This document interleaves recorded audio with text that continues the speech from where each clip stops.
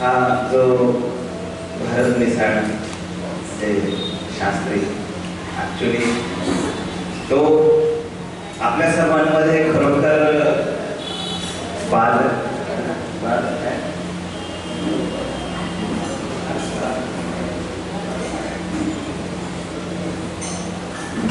धर्मकुमार, मी का परवाच यांच्याकडून ऐकलं की धर्मकुमार.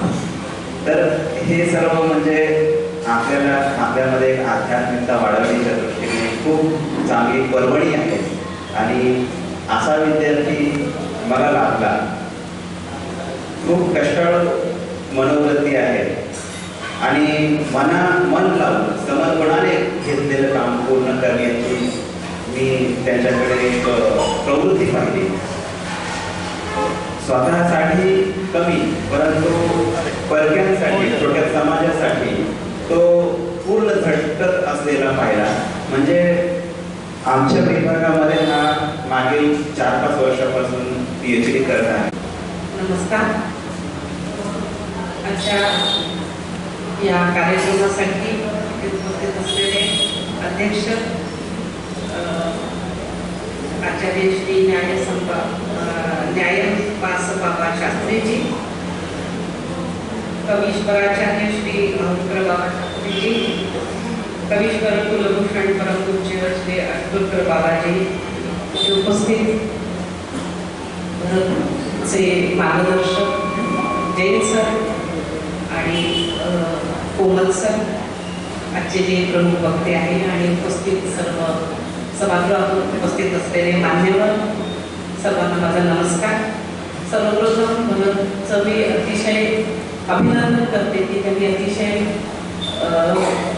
म्हणजे खूप चांगली परिस्थिती नव्हती त्याची, म्हणजे अभ्यासाच्या दृष्टीने म्हणत नाही, परंतु एक वेळ अशी आली होती की तो म्हणाला की मी आता मी सोडतो आणि मी मराठीमध्ये PhD करतो, कारण तिथे मला जास्ती स्कोप आहे, मला जास्ती तिथे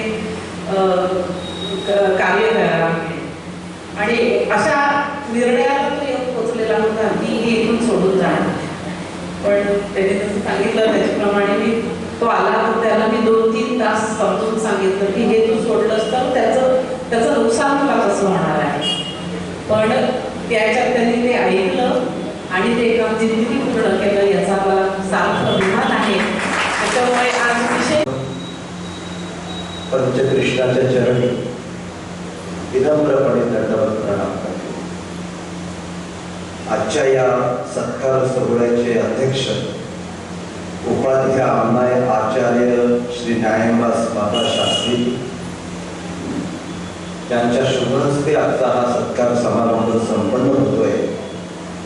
ते माहूर निवासी कवीश्वराचार्य श्री भाऊकर बाबा शास्त्रीजी त्यांच्या विशेष उपस्थितीनं या सोहळ्याचे रंग अधिक गडद होत आहेत. ते कवीश्वर कुलभूषण परमपूज्य परम महंत श्री अष्टोत्तर बाबाजी ज्यांच्या विशेष उपस्थितीनं या सोहळ्याची श्रीमंती अधिक वाढली. त्या कविकुलगुरू संस्कृत विद्यापीठातील अधिष्ठाता आदरणीय डॉक्टर कविता कोल्हे मॅडम त्यांच्या विशेष मार्गदर्शनातून डॉक्टर भारतभूषण शास्त्री सारखं व्यक्तिमत्व एक नवी वाङ्मय दृष्टी आणि जीवनदृष्टी घेऊन या पंथासाठी कार्यप्रवृत्त होते आहेत. ते माननीय कवी कुलगुरू कालिदास संस्कृत विद्यापीठाचे सहाय्यक प्राध्यापक माननीय डॉक्टर राजेंद्र जैन सर, सहयोगी प्राध्यापक भारतभूषण शास्त्री आपल्या गुरुजींना कधीही प्राध्यापकच लिहिलं असतं तरी चाललं असतं. आणि इथे उपस्थित आदरणीय आचार्य गण आहेत आणि सर्व भारतभूषण शास्त्री यांच्यावर मनापासून प्रेम करणारे आपण सारे इथे उपस्थित आहात. आपल्या सर्वांना विनम्रतापूर्वक दंडवत प्रणाम करतो. हा कार्यक्रम आयोजन करण्याच्या मागची जी भूमिका आहे ती आयोजकांची प्रचंड तळमळ आणि आयोजकांचं प्रचंड प्रेम ही अतिशय मोठी बाब आहे. याचं कारण आहे, लोक कर्तृत्व करतात, काम करतात, कार्य करतात, पण त्या कार्याची असल्याशिवाय त्याला पावतीच प्राप्त होत नाही. आणि ते महनीय कार्य आदरणीय आमचे पुरुषोत्तमरावजी ठाकरे साहेब, महानुभाव पंथातील कोणतेही व्यक्ती गुणवान संपन्न आणि त्याने कर्तृत्व संपन्न काही कार्य केलं का त्याच्यासाठी पहिल्यांदा पुढे धावून येतात आणि त्यांना सन्मानित करतात. त्यांचं मनापूर्वक इथे अभिनंदन करतो, स्वागत करतो.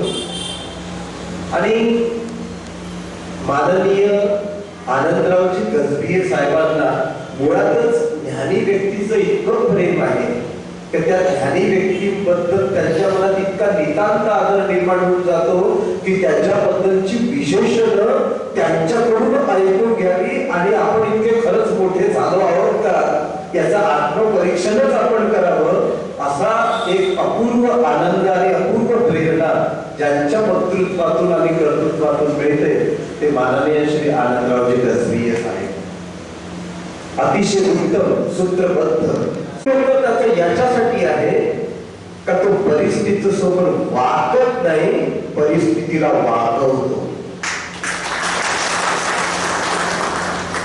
किती प्रतिकूल परिस्थितीचा सामना करत करत करत या मुलानं केवळ पीएचडी केली नाही, केवळ पीएचडी केली नाही, यांनी काय केलंय? यांनी तर विदर्भातही आपल्या कर्तृत्वाचा झेंडा काढला आणि मराठवाड्यातही झेंडा काढला.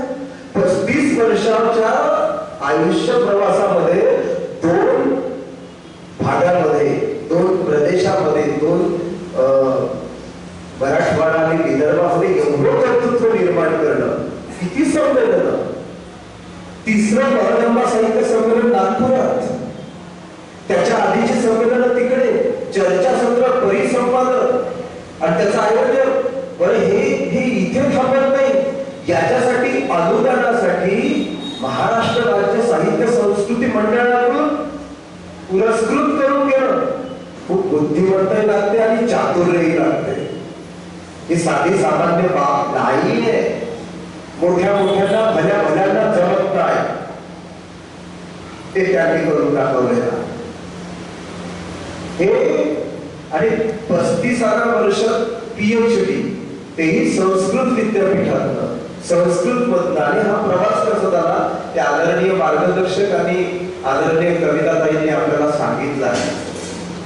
ह्या सगळ्या गोष्टीचं भूषण मला याच्यासाठी वाटतं की दोन्ही विद्यापीठामध्ये त्याचं कार्य आणि कर्तृत्व मोठं याच्यासाठी आहे की संस्कृत विद्यापीठामध्ये सुद्धा मराठी अभ्यास मंडळाचे सदस्य आणि नागपूर विद्यापीठात राष्ट्रसंत तुकडोजी महाराज नागपूर विद्यापीठामध्ये सर्वदर्शी चक्रधर स्वामी अध्यासनाचे प्रमुख. आणि दोन्ही विद्यापीठातले तबलेबाज